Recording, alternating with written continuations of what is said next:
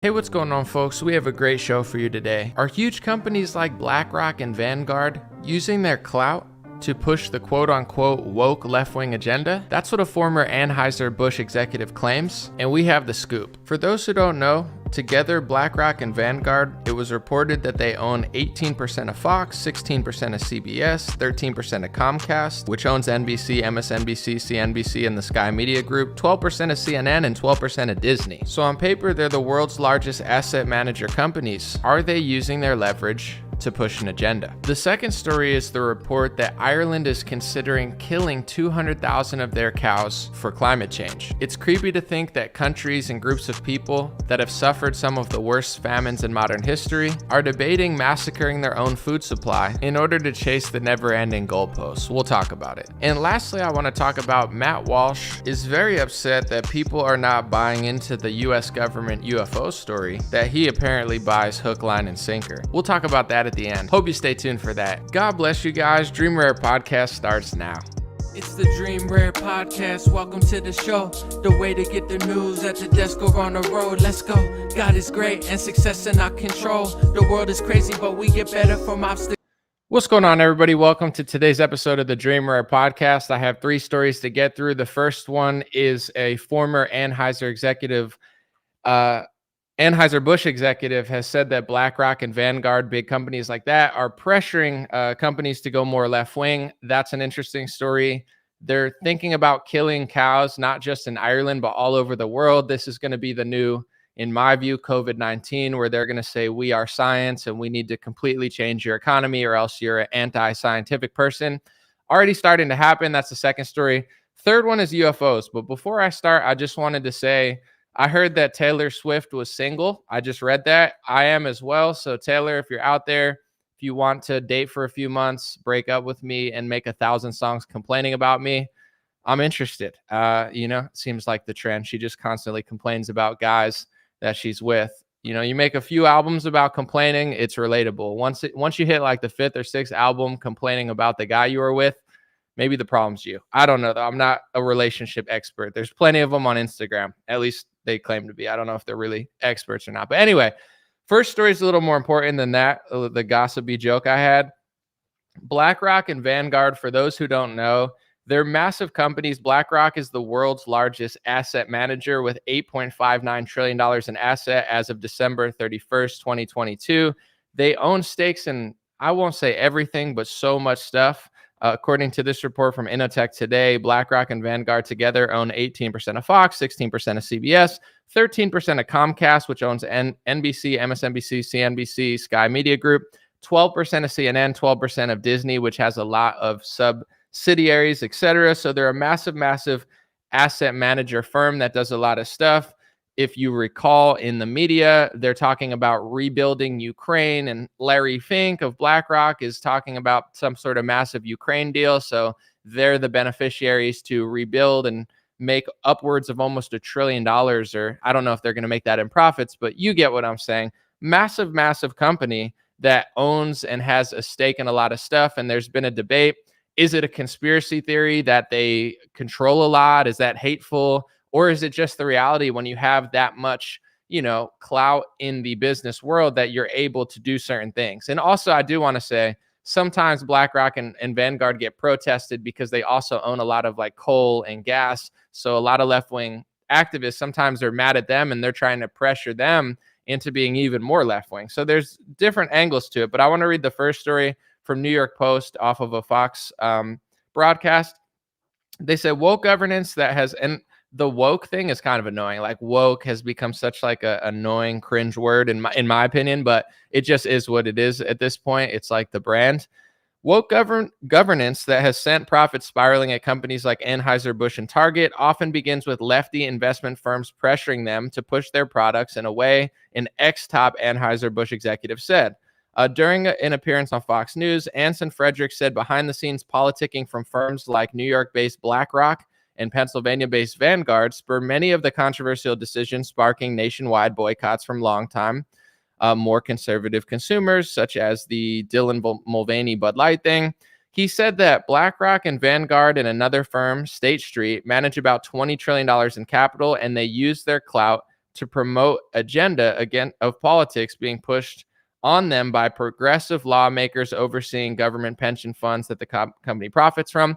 Real quick, they also said that one of the firm manages California's pension fund, the largest in the country, and California politicians can have a big say in the corporate governance and politicking of the firms that they invest in. So this is what they're trying to say, is that these decisions being made by massive companies, sometimes it's a random left-wing executive, sometimes the whole company's left-wing, sometimes it's an ad person. But this guy who used to work at Anheuser-Busch is suggesting that Blackrock and Vanguard, which own a lot of stuff and assets, are basically pushing them to do this. I want to read this bit because I was doing some research on Blackrock, and this was surprisingly posted right to Wikipedia. I'm surprised they haven't wiped this off of Wikipedia, but they talk about the ties of BlackRock to the Federal Reserve. It says BlackRock was scrutinized for allegedly taking advantage of its close ties with the Federal Reserve during the COVID-19 pandemic response efforts. In June 2020, the New Republic wrote that BlackRock was having a very good pandemic and was casting itself as socially responsible while contributing to the climate catastrophe, evading regulatory scrutiny, and angling to influence a potential Biden administration. So, they're talking about the ties that BlackRock has to the Federal Reserve. Big shocker. I wondered how they're tied. But anyway, they're talking about these ties and saying that they had a very good pandemic. You could look at BlackRock in the Ukraine war. I'm not saying they're going to have a good war, but they're going to get the contract to rebuild Ukraine. That's a almost $1 trillion contract. Are these things completely random? Is this just a spontaneous coincidence that companies like that get to benefit from war and pandemics? I think I don't even need to say my opinion for you to have yours, but I'll just say this in general. They have a lot of influence. I wouldn't be shocked if they were influencing companies like Anheuser-Busch. If that's true, that wouldn't surprise me. There's something happening in the music industry where I think it's called Blackstone, but they're in hypnosis. There's a lot of these basically asset companies that are now getting into music. They're buying things like Neil Young's discography, Justin Bieber's, and it's this big money grab where everyone's trying to buy and own the royalties or the masters of artists. And that has me wondering too, in the music industry, are they going to start accumulating all the music and then using the music as leverage to basically push their agenda? If one or two artists says, hey, I want to get off Spotify because of this, or one label, it'll hurt, but not completely. But if, one asset company owns like 80% of the music, now they almost have more power than Spotify to push against free speech. Just a thought of mine. I don't know if that's going to happen or not, but I see these things kind of going on. And once you have a lot of real estate in anything, you are able to negotiate more. So let me know what you guys think in the comment section. I think it's definitely interesting. And I think BlackRock and Vanguard are two of the biggest companies that, no one really talks about because it's not so sexy. It's more behind the scenes, and who knows what's really going on. But as far as them pushing the left-wing stuff, and now they're pushing the climate stuff, they are figuring out how to own that sort of stuff. If they own the companies that get the government funding, or they own both sides of, this equation, it's like they own the coal and gas, and now they're starting to own the energy stuff on the climate change side, which we're going to talk about next. They're not going to do something and leave themselves out of the equation. It's not like they're going to remake the American economy around a new product or a new industry, and they miraculously just don't have a part in it. Yeah, I don't see that happening. So that's what it is. Let me know your opinion in the comment section. Real quick before I start my next thing, you guys know I don't do a lot of ads. I barely do any, and I definitely don't do anything I don't believe in. So this is a rare one, so you know that it's meaningful for me. This American Hartford Gold, you can see right there. Call 844-399-2448 or text DREAM, DREAM, to 65532. If you've ever wanted to buy physical gold and silver, obviously this is why I did this one. This is something that I'm going to do myself. I'm taking half the money that they're going to give me from doing the ad, and I'm going to buy myself some physical gold or silver. I've been thinking about it for years. Obviously, you can invest in a lot of ways. People buy real estate. The market's rough right now. Gold and silver have stood the test of time because it's a physical product that people not only use, but it's had values over hundreds or thousands of years. So that's what it is. If you check out American Hartford Gold, I just want to go through a few things about them. They have 2 office locations, almost 200 employees. They're the largest retail gold and silver dealer in America. They've done almost and delivered almost $2 billion in gold and silver. They're high rated everywhere. I did my research. Obviously, I'm not going to do anything that doesn't look legit. They sponsor NASCAR. They've done stuff with Fox News, Newsmax, Epic Times, RSB, OAN, Blaze, Breitbart. They do free shipping, free insurance, and they're legit. I'm somebody that wants gold and silver, but I don't really know where to buy it. So this is what I'm going to use. American Heart for Gold. Check it out. They do all sorts of things. You can own it. They'll deliver it to your door. Gold, silver, and then also they do long-term investments, or if you don't want to own it and own a piece of it, they do all that sort of stuff. And I'm not going to sit here and fearmonger about the economy and say we're all going to die by gold or silver. I think everything will be okay eventually, but 2 things that always stand the test of time, and I think they're not going anywhere because you can own a physical piece of it. That's gold and silver. So check out American Hartford Gold. It's 844-399-2448 or text DREAM, DREAM to 65532 and see how you can get it. I'm going to get some myself. I'm putting my money where my mouth is. And yeah, it's an easy sell for me. I believe in it. I think everybody can use that if they're interested in that investment. And I want you guys to check it out, especially when a lot of social media cracks down and they make it harder and harder to do stuff. I appreciate sponsors that are willing to actually work with me to collaborate. So thank you to American Heart for Gold. Appreciate you guys. That's what it is. Check it out. I mean, I think it really sells itself. You know what gold and silver is, and you check out the company, you see the reviews. It's definitely one of the biggest ones and one of the most trustworthy ones. So thank you guys for that. And on to the second story. So I saw Ashley St. Clair tweet something about Ireland trying to kill 200,000 cows to stop climate change. And Elon Musk even responded to it, and Elon's against it. He's like, you don't need to kill cows in order to stop climate change. Like, that's not how you do it. I have a lot of opinions about that, but I want to just read the article real quick. I have 2 here. One of them is from Telegraph. The other one is from the one I had at the beginning. I think it's like Cowboy something. I'll have to look at the beginning of exactly the publication, but they said climate activists are coming for livestock producers and farmers. European governments have been targeting the agriculture industry for several years. Telegraph reports that Ireland's government may need to reduce that country's cattle herds by 200,000 cows over the next 3 years to meet climate targets. In an effort to reduce nitrogen pollution, Reuters reports that the European Union last month approved a $1.6 billion Dutch plan to buy out livestock farmers. Now the Biden administration's targeting American agriculture. We'll look at that in a second. But yeah, the Dutch thing is crazy. I've been wanting to have a Dutch farmer or someone from Dutch on to talk about that. They're doing it in the EU. They're doing it in America. This idea, I mean, I'm just going to start out the gate and say 200,000 cows in Ireland is not going to make or break the climate or any sort of pollution that they perceive. I mean, it's ridiculous when it comes to India and China and America and all these countries. If Ireland gets rid of 200,000 cows and say China that has 1 billion people, they decide to ramp up their production by 10 or 20%. 1% of China's production is going to weigh out 200,000 cows. That's like nothing on a worldwide scale. So Europe needs to wake up. Obviously, the whole world needs to wake up, but Europe is like so pathetic now. They're like, oh, we're just going to sacrifice our farms and we're going to put restrictions on it. Dude, you're Netherlands, you're Ireland. You don't even have a huge responsibility as far as like just straight statistics of how much you're responsible for stuff. So this like virtue signaling from these like failing European countries that are like, oh, we'll be the ones to get rid of it. Yeah, and it's going to do nothing, because if India decides to ramp up their production 1%, they could swallow up that little number that you didn't do. If China or America or anyone does anything. So it's just so ridiculous, on top of the fact of like, what are the real numbers of this stuff? This is going to get harder and harder to question unless, there was some good news recently that I saw.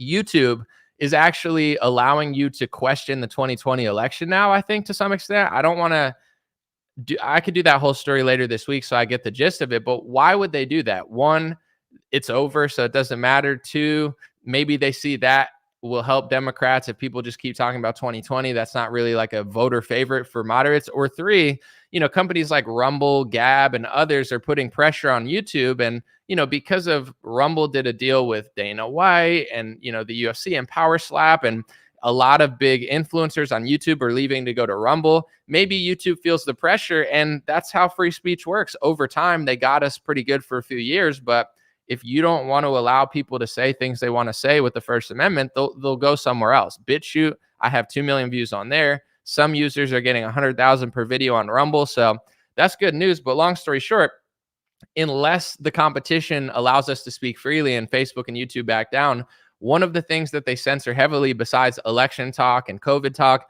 is climate change talk. They do the same thing as Anthony Fauci. They say, this is the science. We are the science. I am the science. This is undebatable science. And we are going to completely change your life, change your farms, change your reality, change your economy. And you can't dare push back because this is the science. That's what they're going to do. They're already doing it. And just like with COVID, it's very odd.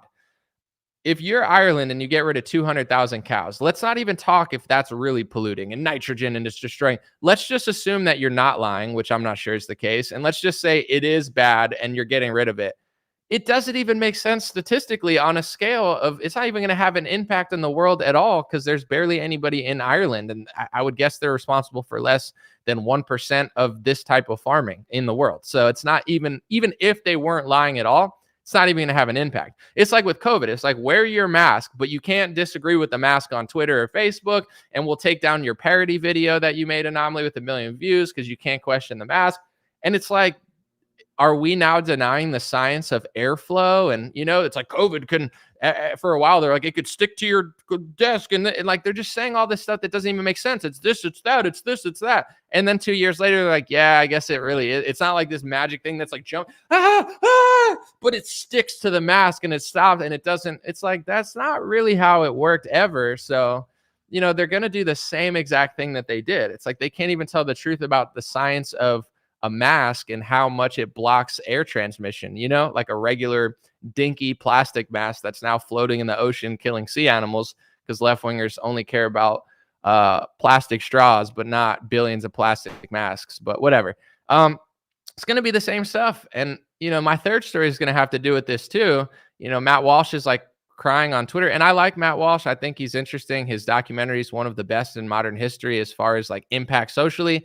But he's like crying on Twitter today about like nobody believes the government report on UFOs. It's like, we'll get into that later. I wonder why. I wonder why no one believes the government report on UFOs when the government just spent 2 years lying around the world. How could they all lie in unison? They just did. They just did that. So everybody has a right to be skeptical over this stuff. And when it comes to the climate stuff, this is the new agenda. I'm going to read on. Special President Envoy for Climate John Kerry recently warned at a climate summit for the U.S. Department of Agriculture that the human race's need to stop to produce food to survive creates 33% of the world's total greenhouse gases. We can't get to net zero. We don't get this job done unless agriculture is front and center and part of the solution. So now food supply is bad. We've had famines, starvations, Mao Zedong. The Irish have been, had potato famines, etc. But now it's food man bad. It's just like, wow, we're so bad because like feeding ourselves is responsible for a lot of the world's greenhouse emissions. It's unbelievable. I just want to get the title of this article real quick because I feel bad as like a news analyst not being able to tell you what it comes from. It's cowboystatedaily.com. That's where this article comes from. Sorry, I couldn't just go through this live stream and not give them credit. You know how I do. So I mean, there's a lot of angles to this. I think the most obvious one is that all these things like carbon and greenhouse gases, like, do people know how photosynthesis works? You could plant a bunch of trees and trees need to suck that in and they spit out oxygen. It's a beautiful thing. So this idea that planting trees is never part of the equation, it just goes against nature. It's like, let's suck the carbon out of the air with these big machines. You could do that, but you could also plant a bunch of trees. I mean, no. You don't want to do that. You just want to act like this gas is a poison. I talked to somebody one time. I'm not going to say their name because they didn't really give me permission to say it, but it was a private conversation. But anyway, they were like, they have a science degree. They're very into science. And they said to me, Anomaly, that all these things that they say are poisonous and like gases or whatever they're saying, I guess they call it pollutants. These are on the periodic table of elements. So these are naturally occurring gases and elements in nature. And instead of understanding that these are part of nature, they're trying to basically rebrand them as if they're some pollutant when it's natural. Like this idea that carbon is like evil, it's not true. It's a necessary part of nature that is responsible for a lot of life in the world, if not all life, with the process of creating oxygen. I'm not saying that too much or too little won't have some sort of impact, but when it comes to all this data, killing our way of eating to save the planet, is this the same as locking down for 4 months to stop COVID? To me, it's the same sort of thing. They told you that locking down for 3 months or 4 months or 2 years or whatever they did is going to stop COVID. Really, what it did was just provide immunity for big pharma, made a cash cow for big pharma. Politicians got a lot of money. Investment firms, like we just talked about, miraculously found a way to stay afloat while hundreds of thousands of restaurants didn't. And when it's all said and done, you have Jerome Adams, who was Trump's loser Surgeon General, is on Twitter saying this is just the tip of the iceberg. That's what he said. The guy who Trump hired as Surgeon General said, this is just the tip of the iceberg of COVID. We suffered. We gave up everything. We basically treated ourselves like prisoners for 2 years, and it's just the tip of the iceberg. So all that for what, if it's just the tip of the iceberg? To me, that's what the climate stuff's going to be. I mean, I don't know what I'm allowed to say on these psychotic communist platforms, but it's going to be the same thing. They're going to sacrifice all this stuff, sacrifice the food supply, destroy farming, telling you that New York City and San Francisco, which are disgusting hellholes that look like garbage, they look like Sodom and Gomorrah, that they're the environmentalists and a farmer is the bad person. Do people see the deception? There's memes about it now. San Francisco is like a disgusting, degenerate garbage dump, and same with Los Angeles. I mean, there's good people and good culture there, but they've really let the city go. These looks like glorified garbage graffiti dumps, and then they're going to tell you that a farmer that's feeding millions of people is the problem, and they need to cut down on their food. These people are unbelievable. Meanwhile, their cities are so disgusting. Every time it rains, all that trash and all that filth just pours out into the ocean and kills more animals and makes it toxic, but they don't want to talk about it because they're too busy throwing billions of plastic mass in the ocean. But these people who lie about every aspect, they don't even know the difference between a little boy and a little girl, and they don't even have the common sense to let people grow up and not try to like manipulate their sexual preferences at the age of 7. These are the people that are going to shift the entire weather and climate of the earth because they're just so good at everything else. It's so obviously fake and unbelievable. It's ridiculous. And they're going to pressure Europe, America. I don't know like what they're planning on doing or how they're going to doing it, but I pray that people wake up. And one of the ways that we can wake people up, it might not be fully possible, but you have to show the youth that you have compassion and empathy. You can't just be like, yeah, I'm a gas guzzler. Screw you. I don't care. Like, that's not a message that reaches the youth. They see a problem. They see that capitalism is crony, and it's not even real capitalism, but even if it was, it's crony in America. They see the flaws. They're not inspired by the older generation. They're lost. They've been led astray. They've been gobbling down pharmacy pills and questioning their own sexuality. So they're not going to listen to people that are like, who cares? It's like, I care. I care about the ocean. I care about the environment. I care about the planet. I care.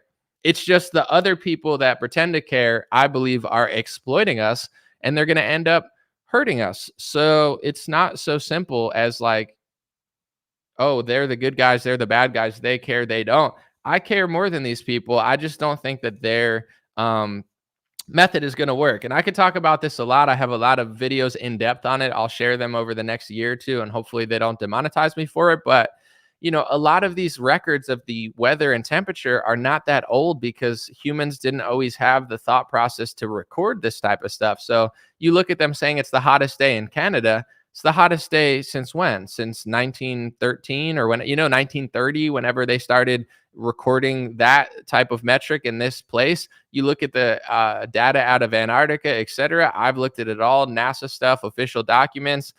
I'm not fully convinced that killing cows is going to change the planet's climate. I think that there's more stuff at play. And I think that the people that are pushing this the hardest are the people that don't know the difference between a man and a woman, These are people that told you to wear a plastic dinky mask to stop the spread of COVID. These are people who told you that getting 2 or 3 mRNA injections will stop the transmission. These people have an egregious record on everything science in modern history. They can't even tell the difference between a biological man and a woman playing basketball. It's like, I don't care who you are. It's not my job. Like, God didn't put me here to tell you what to do. That's just my opinion. I mean, some people, that's their purpose. Me, I got enough to worry about rather than your problems. But in general, it's like, you can't tell the difference between the NBA and the WNBA. No, there's no difference between the physical. No, but you're going to tell me how to shift the entire planet when you live in a city that looks like a glorified garbage dump, and you're going to save the environment from the farmers who are living off nature and doing it as God intended. I mean, we really need to figure out how to wake people up and do it with compassion, honesty, thoughtfulness, and intention. We can't just play this, like, I'm not trying to be rude, but the Tommy Lahren game of like, screw you, like, I don't even dislike Tommy Lahren. She said a lot of common sense stuff recently. She seems like she's, she's got a heart. I'm not trying to knock her, but like, that energy is good for like virality of like, screw you left. It's like, but that's not going to get enough people on our side. And we need to do that stuff. I think in order to win the ideological battle when it comes to a country or a world, you need to get enough people on our side. We're doing a good job, but I always look at us like we could do better. I'm a harsh critic on myself and our movement. So it's time to really win this narrative. And, I got brought on Fox News one time to talk about this, and it got over 4 million views, and they've never had me on since. For some reason, they don't want to talk to me, even though I think I'm a superstar. I'm not trying to pat myself on the back, but it's like they have a bunch of losers on, a bunch of shills, a bunch of like, oh, I just say what everyone says. Who cares?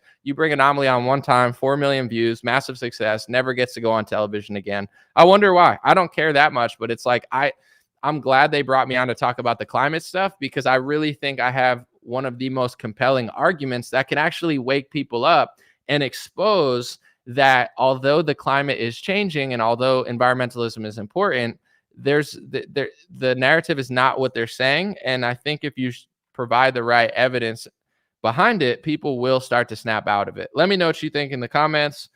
This is my take on the whole thing. God bless Ireland. God bless the Dutch farmers and America. Do not let them destroy farms. Do not let them ruin farming and organic farming any more than they already did. And look at the cities that these people come from. They don't know a damn thing about cleaning the environment. They can't even clean their own street. It's disgusting. San Francisco, disgusting. New York, cool place, disgusting. LA, nice people, disgusting.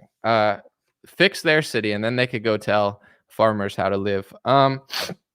Last thing I want to talk about is this interesting Matt Walsh piece. And I want to say real quick, Matt Walsh, What is a Woman, doing great numbers on Twitter. That controversy helped them out tremendously. They probably made a fortune last week. And in general, they deserve the attention that they're getting because they made a very compelling piece that, by the way, I've had multiple Democrat friends tweet to me. This is a piece, even though Matt Walsh is very, I would say extreme in his views, and I'm not knocking him. I'm just saying he's not shy at all. He made a piece that's engaging to left wingers. And I think that he's a great example of someone who doesn't cave his values. He doesn't budge, but at the same time, he makes thoughtful content that can actually reach the other side. I think that documentary is something that a lot of liberals understand. And this topic is a huge, easy, winnable topic for conservatives, except for some reason on Twitter, it's like the gayest people I follow are conservatives. It's like, I don't see that much gay propaganda, but all the conservatives I follow, it's like gay, like their whole feed's gay. They might as well just be gay. I'm starting to think that most conservatives are just like rainbow people in disguise, pretending to be conservatives. Because at the end of the day, it's like, be whoever you want to be or whatever. But, if I didn't follow so many right wingers, my feed wouldn't be so gay. Like, do you guys have your own narrative? Do you guys know how to like raise people right? Like, I went to an event recently that was a parade that wasn't a pride parade. It was like military, like firefighters. That's how you inspire the youth. You do your own thing. Yes, counter what the left's doing. I know you have to point it out, but it's like, I feel like I got to stop following right wingers because they like Pride Month exists only on conservative pages for me. They just can't stop promoting. They're like, don't look at this. You don't want to see this. Then stop sharing it all the time. It's like, dude, the right are just like professional reactors. It's so annoying. But long story short, Matt Walsh, I think, did a great documentary on it. I think his is the best. But anyway, I wanted to say something nice because I'm going to disagree with him now. He tweeted this. I'll just hold it up real quick so you guys can see. He tweeted, intelligence officials now confirm that UFOs of non-human origin have been recovered and studied. At this point, the only reason to discount these reports is your own preconceived belief that aliens can exist. The evidence is really overwhelming now. So he's saying intelligence officials have confirmed UFOs, and there's no reason you shouldn't believe it. And then he followed it up. He said, the funny thing is that there are conservatives who dismiss this on the basis that the government is trying to distract us or whatever, but they don't see that the government lied to our faces for decades about this, and they still believe those lies. Then he followed up with the third one. He said, I'm so disappointed in all of you for not caring more about UFOs.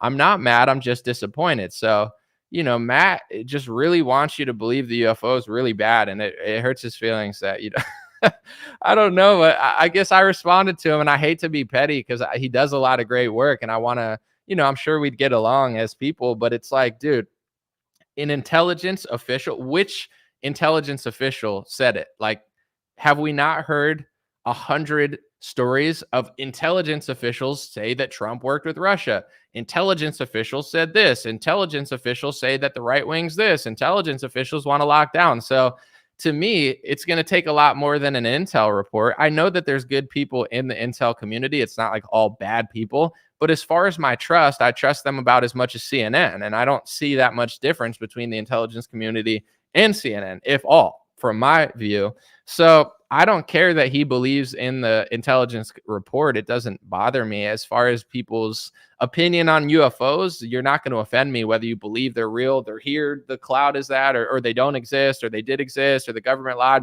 I don't care. I just thought it was funny that he was like so gung-ho about it. He's like, how could you not believe intelligence reports? It's like the same reason you don't believe 90% of them. It's not that hard to figure out why people wouldn't believe this. Me personally, I don't believe it. They have a long way to go to earn my trust. I understand that what he's saying could be true. The reverse, that they lied about UFOs for a while and now they're telling the truth.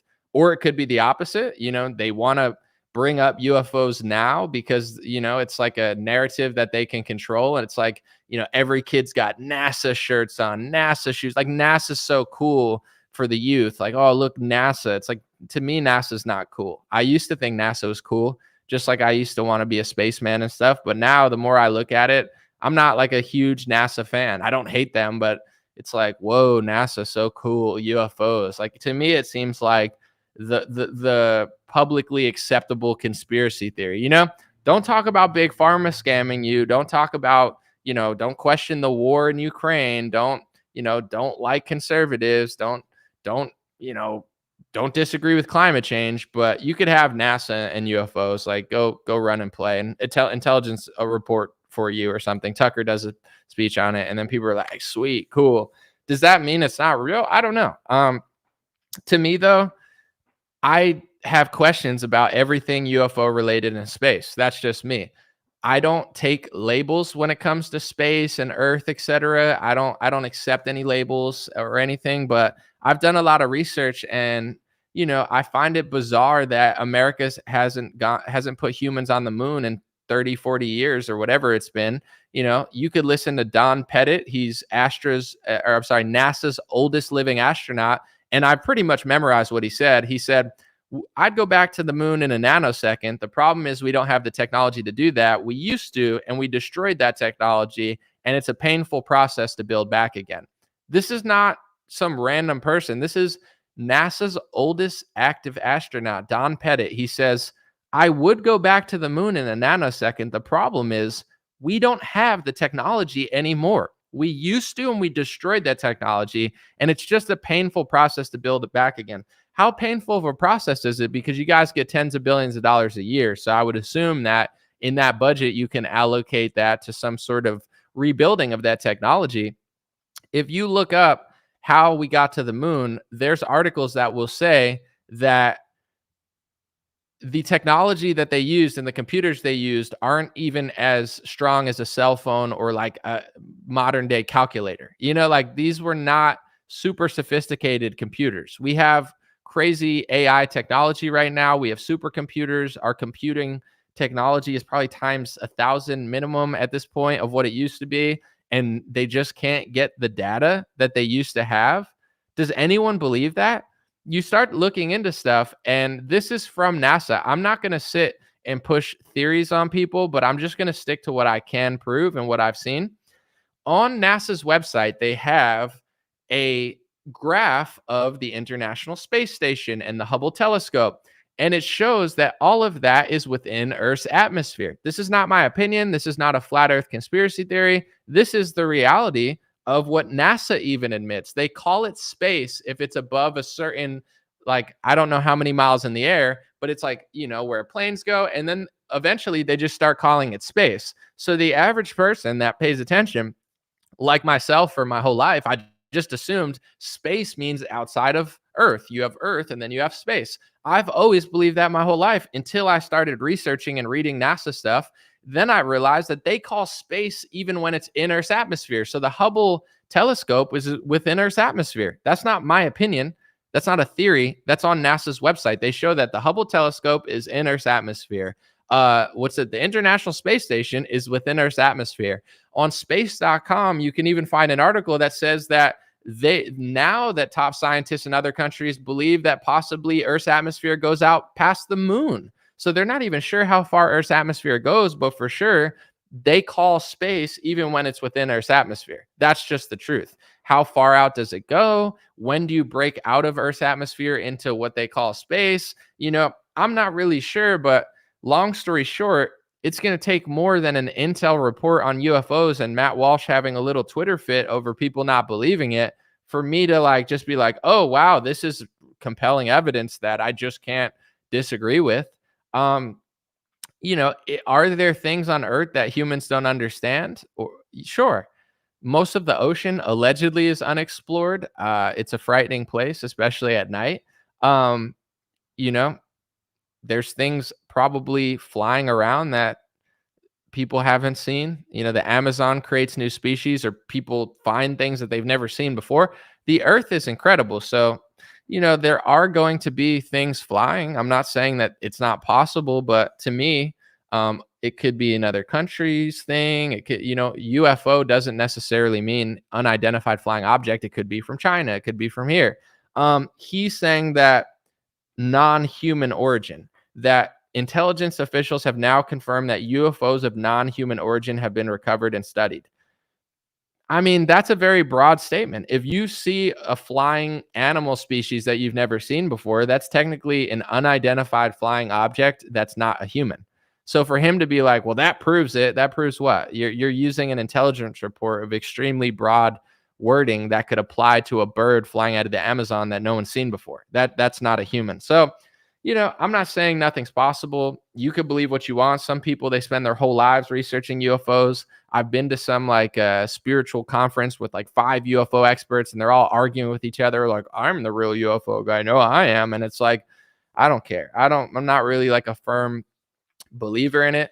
I used to be. I used to buy into a lot of that stuff, but I used to buy into a lot of things. So anything's possible in this world, but I'm more interested in why we don't go back to the moon. Now they're saying it's going to be another 10 years till we go to Mars, or humans can't live on Mars after they told us we could, and we got to change the spacesuits because the women don't fit. To me, it's a lot of theater going on there, a lot of not much, and all this most impressive stuff, maybe not all the most impressive, but a lot of the most impressive stuff that NASA does is from Elon Musk and SpaceX. They have rockets. I don't know how high they're going or what part of space that they're going into per se, but I know that Elon does have rockets that go up and they land, and that saves NASA a lot of money so they could spend it on who knows what else. And SpaceX was the one that really revolutionized the rocket industry, and now they get subsidized, or they've partnered with the US government, because despite all the government money, apparently NASA couldn't invent or create the rockets that SpaceX could. And those are rockets that go up and they come down and land. With that being said, yeah, I don't know. I'm not really that interested in space stuff anymore. I don't believe a lot of it, and the more research I do, the more questions I have, and the more questions I have, the crazier you sound. So it's one of those categories. It's like climate change, COVID, space. These are things that you're not supposed to like research and look into. You're just supposed to believe what they tell you. But I don't care enough to like argue with people over it. Space and up in the sky is a very hard thing to prove, especially if you don't have a high powered telescope or a plane or some sort of rocket. So I'm not going to sit on the ground debating with someone about what's up in the sky. I don't have the technology or resources to really back up my beliefs to an extent. So it's not like a topic that I spend that much time on personally. Let me know what you guys think. I'm going to stay for probably like 8 more minutes, and then I'm going to end this live stream. Thank you guys so much for being here. And check out, if you guys are just joining and you rewatch it, American Hartford Gold. The links are in the bio. I appreciate people that sponsor my videos. I turn down most sponsors. If I don't believe in it or I think it's cringe, I won't sell it. But when it comes to gold and silver, there's nothing cringe about gold and silver. You could buy it, you can own it, you can have physical, they'll deliver it. And when it comes to that sort of stuff, I wouldn't want to work with like a smaller company unless I was for sure they deliver. When it's a company this big that has had this much success in delivering and, so many great reviews on multiple websites, this is as trustworthy as it gets, in my opinion, in this field. So check out American Hartford Gold, links in bio, and I'll answer some questions. Petra said, I know UFOs exist, but I think the elites may blame UFOs for things that they create. Katarina said, most UFOs are part of exotic military technology that has been developed since NASA was developed. Someone said, I can't get a wireless connection in the woods, but NASA tells me to believe they got connection 250,000 miles away on the moon in 1960s. LOL. Rusty. Yeah, I mean, I'm just reading people's comments now. It's wild stuff, man. The video that woke me up was when Jared Beck, he was like a left-wing lawyer who was like, for Bernie. He tweeted that video of Don Pettit, and he's like, I'd go back to the moon in a nanosecond. Problem is, we don't have the technology to do that. We used to, and it's a painful process to rebuild back again. And it's like, I don't believe that at all. You had it and you destroyed it, but you had it. But the technology was just crushing in the 1960s. But then now it's just like way too hard to get that technology again. What? Maybe, probably not in my world, but if that's what they want to say and get tens of billions of taxpayer dollars a year, then that's what it is. Someone said they think we're stupid. Yeah, they definitely do. A lot politicians think we're stupid, but the thing is, I don't want to say people are stupid because that sounds like douchey, but like the reason it happens is because enough people buy it. You have more people rocking NASA gear than questioning what they're doing. You got tens of millions of people that hate conservatives and they won't ever learn the truth. You got tens of millions of people, if not more, that are like so obsessed with Donald Trump, they would probably bash their head against a brick wall in order to like spare him one more chance to hire the wrong people and complain about it. So, it's like everybody likes something. And I think the people running the show are just like, whatever, these people don't care. So it's not like I don't think people are dumb necessarily, but clearly it works. It's not like it doesn't work. It's not like people are figuring out. Some are, but not enough. I really think that's how divide and conquer and media works. That's why media is the most powerful entity. If this network can control 20 million people, if this network can control 50 million people, if this social media can control the flow of access between 300 million people, and this political guy can control the conservatives and make half of them think whatever he says or catch them in a Tom and Jerry race. Now you have the country split up into 15 different groups. So I think divide and conquer really is a great strategy. It's great at war. If you were physically attacking somebody, like back in war, they would sneak up on them. Sometimes they would use leverage and weather. They'd want to divide the army. Like if you had a smaller army and you were going to attack an army 20 times as big as you need to divide them up. You need to catch one of them going one way, one of them going the other way. So I think not only at times of physical war, but in times of ideological war, divide and conquer really works. Red and blue, they dive into the race stuff and they're promoting all that stuff, because the more diverse they can make things, the more angles they could have that people can't unite. It's like, oh, taxes are a scam.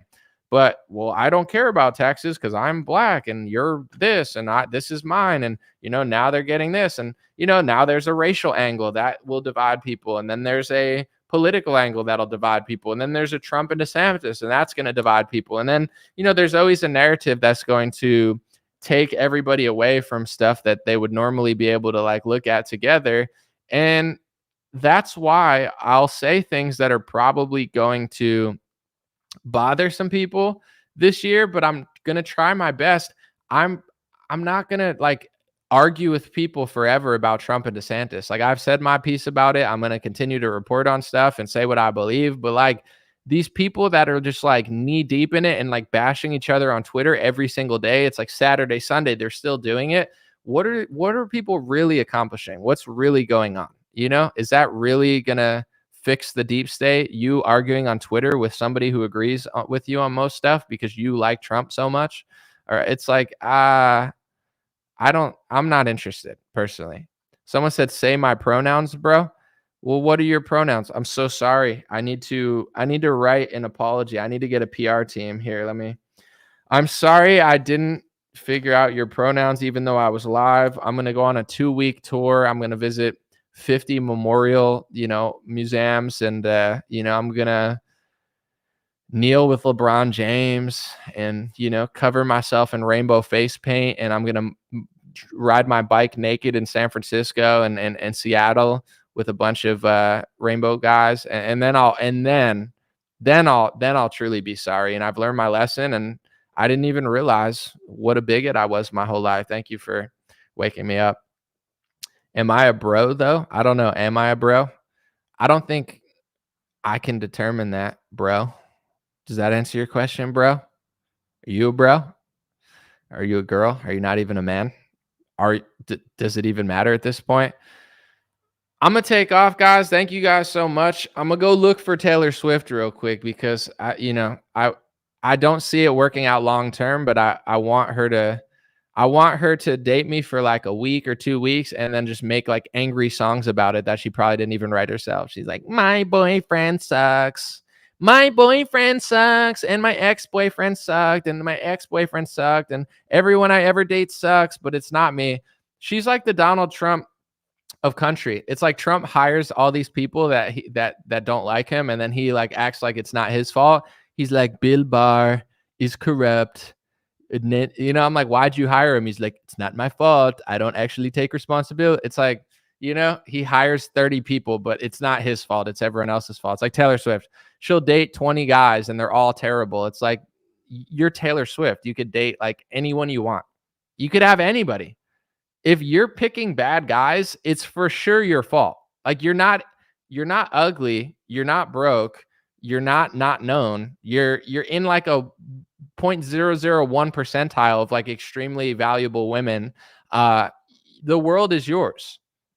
You could have any guy, most guys. So if like 5 out of 5 of your exes you're writing songs about, it's for sure you.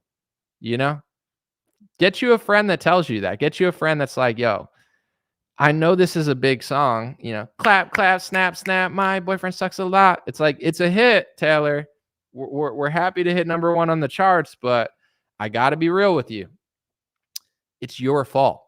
You're picking horrible guys. She's like, but he was smoking cigs outside, and he looked like he'd been doing heroin for a while, and I thought he was just so sexy. And they're like, why though, Taylor? Just go get yourself a real man. No, I'm just kidding. I don't know.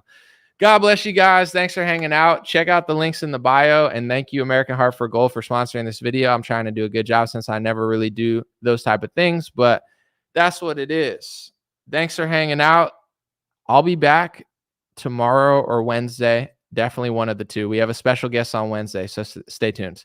Appreciate you guys. This has been Dream Rare Podcast. You could find it everywhere podcasts